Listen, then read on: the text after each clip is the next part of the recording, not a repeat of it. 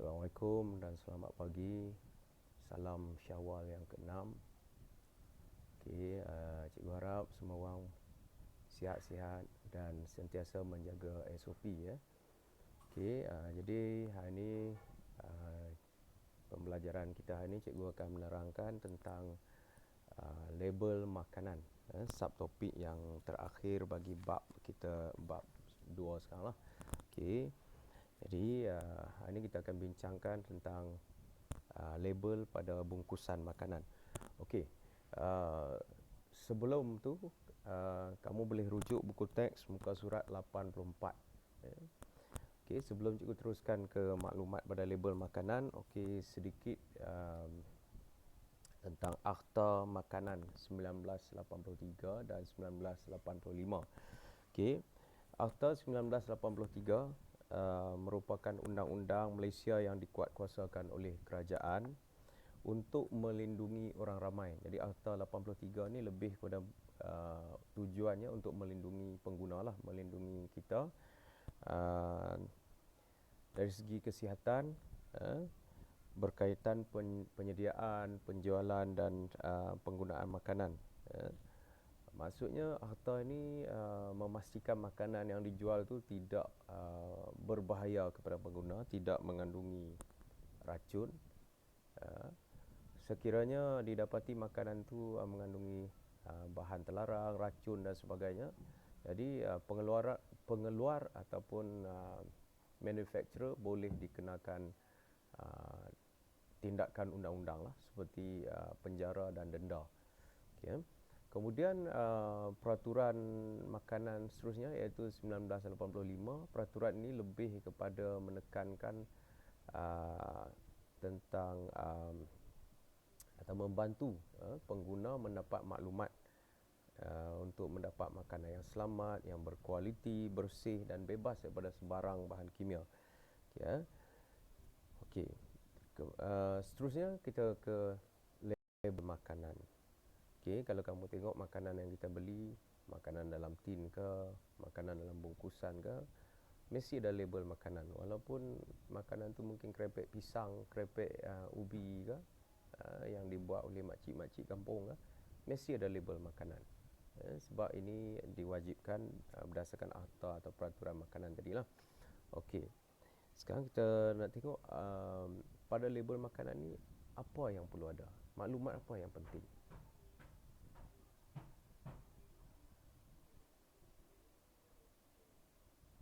Maklumat yang pertama tentulah dari segi ataupun bila kita nak beli sesuatu makanan tu, kita akan tengok nama makanan tersebut.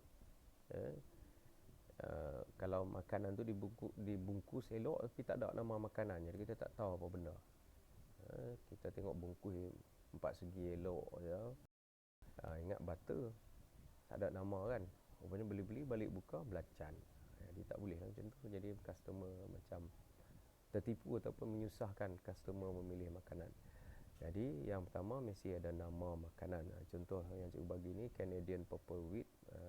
Wheat maksudnya roti ni kita dah tahu dah, ni roti kalau tengok situ whole grain. Dia orang tak salah pilih lah. Ataupun kalau sini dia bagi original 3-in-1 coffee. Jadi orang tahu ini coffee ni ada 3-in-1, dah ada gula, dah ada creamer di dalam dia.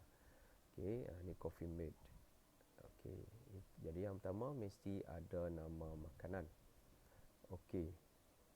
Seterusnya yang kedua,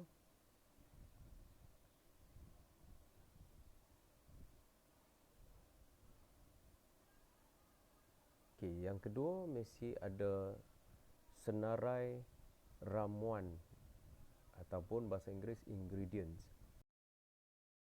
Bungkusan senarai makanan, senarai ramuan ni mesti dipaparkan. Iaitu ramuan yang digunakan dalam produk disusun mengikut berat dalam susunan menurun ataupun daripada yang utamalah, ramuan utama dan seterusnya kepada bahan-bahan tambah. Jadi berdasarkan ramuan ni orang boleh tengok, mungkin contohlah cikgu bagi, kalau makanan ni ada kita kata kekacang ataupun kandungan kacang. Mungkin ataupun bagi pesakit yang dia alergik kepada kacang, jadi dia boleh elakkan makanan tersebut. Jadi ini membantu dia mencegah kesan buruk pada diri dia lah. Okey. Kemudian maklumat yang ketiga, maklumat pengeluaran, iaitu mesti ada nama dan alamat pengilang, name and address of the manufacturer, ataupun ejen. Kalau produk import tu dia mesti ada ejen yang memasarkan makanan tersebut, supaya kalau ada apa-apa kita nak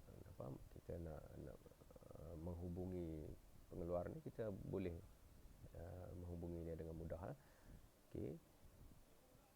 Kalau contoh alamat, kalau contoh roti gardenia tadi, cikgu buat contoh alamat dia. Ini ada alamat lengkap lah, ataupun ini adalah alamat pengedar dia. Dia dengan nombor telefon sekali, jadi kita boleh menghubungi kalau ada apa-apa masalah. Okey, kemudian kita pergi ke maklumat yang perlu ada. Yang ketiga adalah ketiga cikgu dah sebut dah. Yang keempat, okey, pernyataan mengenai kuantiti ataupun berat ataupun isi padu. Kalau makanan yang berbentuk pepejal biasanya berat lah. Okay, net weight dia mesti ada amount dia, berapa berat dia, ataupun isi padu dalam liter ke.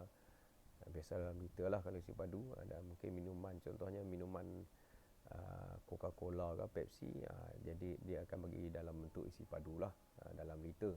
Tapi makanan lain macam sardin ke, krepek ke, beras ke, mesti dalam berat lah.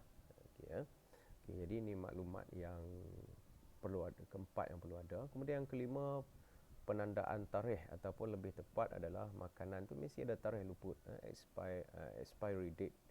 Okay, kita boleh tahu bila makanan tu luput ataupun expired. Antara semua maklumat-maklumat yang ada pada label makanan, yang paling penting adalah tarikh luput ni lah. Okay, kenapa tarikh luput paling penting? Kenapa bila kita nak beli makanan tu kita kena tengok tarikh luput? Contoh katakan kita nak beli sardin. Kalau sardin ni makanan dalam tin, kita belajar sebelum ni dalam pemprosesan makanan ataupun makanan yang diproses. Makanan dalam tin ni tahan lama lah, mungkin menjangkau beberapa tahun. Tapi kalau katakan tarikh tu dah ada seminggu lagi saja nak tamat, jadi seeloknya kita elakkan lah daripada mengambil makanan tersebut. Kenapa? Okay, sebab pengambilan makanan yang melepasi tarikh luput, ataupun bila tarikh luput dah lepas, akan menyebabkan masalah kesihatan seperti keracunan makanan. Sebab makanan tersebut mungkin telah rosak, mungkin dah ada mikroorganisma membiak di dalam tu, jadi dia akan menyebabkan keracunan makanan. Jadi ini paling penting lah, tarikh luput. Okey. Kemudian seterusnya, maklumat tambahan lain adalah pelabelan makanan. Okey, iaitu maklumat mengandungi kandungan pemakanan sesuatu produk. Okey, maksud dia, kalau cikgu boleh bagi contoh di sini adalah, kalau kita tengok pada roti gardenia tu dia ada macam ni, maklumat tambahan lah, iaitu maklumat yang makanan tu ditambah vitamin, ataupun dari segi kandungan tenaga dia, dari segi kandungan lemak tepu, lemak tak tepu, lemak trans, lemak tak trans, semualah. Okey, jadi itu maksudnya kan maklumat makanan, nutrisi lah. Okey. Kemudian seterusnya, yang ketujuh adalah akuan pemakanan, menunjukkan kualiti pemakanan tersebut. Okey, ini adalah pengeluar, iaitu dia menyatakan makanan dia berkualiti lah, bersih dan sebagainya. Kemudian yang ke-8 adalah penyataan aditif makanan. Okey, ini kalau dulu ataupun kalau kita tengok pada label makanan, sebenarnya bahan aditif ni bahan tambah makanan lah, perisa ke, pengawet, pewarna dan sebagainya. Biasanya memang dia masukkan sekali pada bahagian ingredient. Dia dia letak di situ siap-siap lah, dia tak asingkan.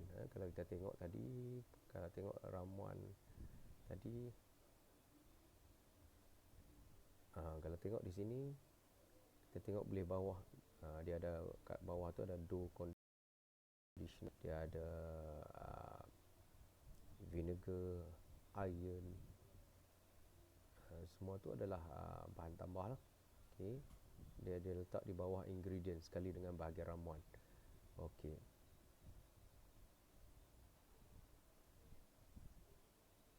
Okey, seterusnya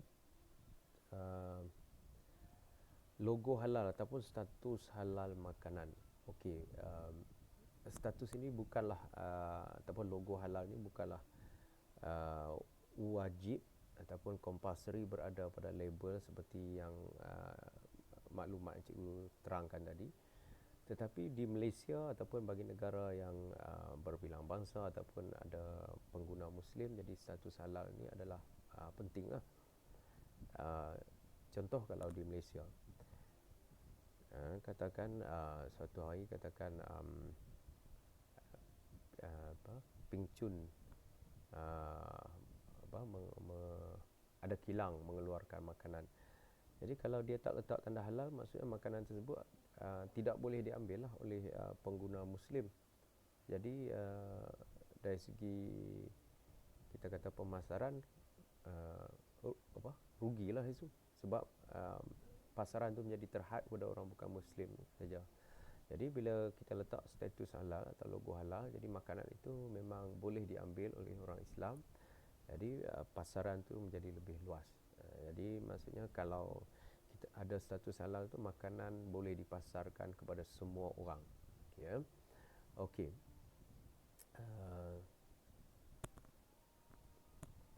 Okey, seterusnya sedikitlah cikgu nak tambah. Kita kadang-kadang kita lupa lah yang kita sebagai pengguna ni sebenarnya kita ada hak, consumers rights lah. Okey, hak-hak pengguna. Okey, apa itu hak-hak pengguna? Apa yang kita boleh tuntut daripada pengeluar makanan? Okey, hak pengguna adalah yang pertama adalah hak keselamatan. Itu paling utama. Maksudnya makanan yang dijual tu mesti menjamin keselamatan pengguna, tidak memudaratkan pengguna, tidak mengandungi kandungan yang membahayakan pengguna. Okey, kemudian hak untuk mendapat maklumat dan pendidikan pengguna. Macam tadilah maklumat yang ada pada label tu. Jadi pengeluar makanan mesti kena letak label. Dia tak boleh tak letak label. Sebab customer perlu tahu apa yang ada dalam makanan tersebut. Okey, yang ketiga, hak untuk memilih dan membeli apa-apa produk dengan harga yang berpatutan. Maksudnya di sini ada dua lah. Satu, kita boleh pilih makanan. Kita pulang pada kita lah nak pilih apa makanan yang dijual. Dan kita berhak mendapat harga yang berpatutan. Maksudnya pengeluar tu mesti meletakkan harga yang berpatutan. Tak harga ayam lah. Kerajaan menetapkan harga shilling. Jadi penjual tak boleh suka-suka hati meletak harga yang lebih tinggi daripada itu. Okey, kemudian hak seterusnya adalah hak untuk mengemukakan rayuan. Right to appeal. Sekiranya mungkin makanan itu memberi kesan yang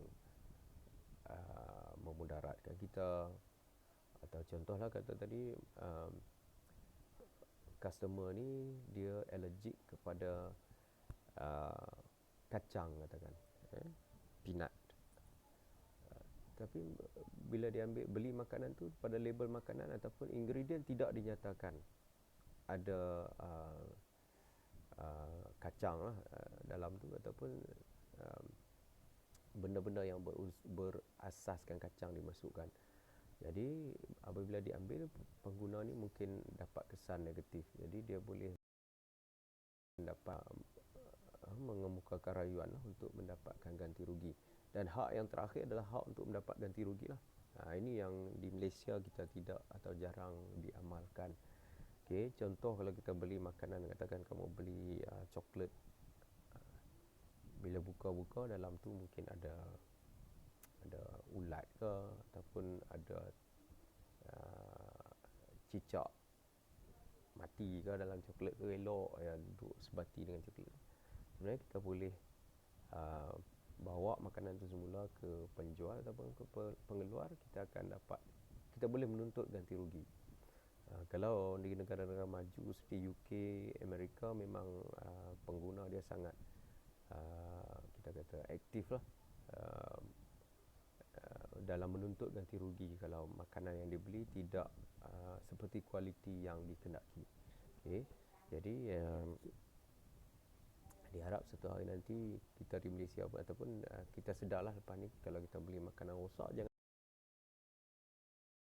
takut-takut. Kalau kita bawa makanan tu kita bawa semula makanan yang tak elok tu ke kedai yang kita beli, dan sekiranya kedai tu menafikan hak kita, dia tak mau bagi ganti rugi, kita boleh bawa kes tu ke pihak yang seterusnya, pihak yang berkaitan.